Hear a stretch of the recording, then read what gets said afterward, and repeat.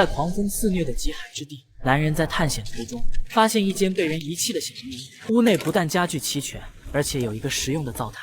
纵使外面寒风呼啸，小屋内也能保持温暖。他不仅可以在里面吃上热乎乎的晚餐，晚上睡在床上也十分舒适。荒野游侠阿强总是喜欢到恶劣的环境中追寻内心的平静。天空飘着雪花，狂风把地上的积雪卷起，随意地洒向空中。阿强现在是又冷又饿，发现前面有几座小木屋，让他看到了曙光，慌忙前去查看。房子看着有些年头，不过从外面看并没有什么损坏。放下行囊前去敲门，木门的插销在外面挂着，房主并不在。阿强打开门，里面灶台上还放有木柴，家具有些陈旧，不过都完好无损。好心的房主不锁门的原因，应该是为了像阿强这样的人提供方便，让他们可以在暴风雪中有一个停脚休息的地方。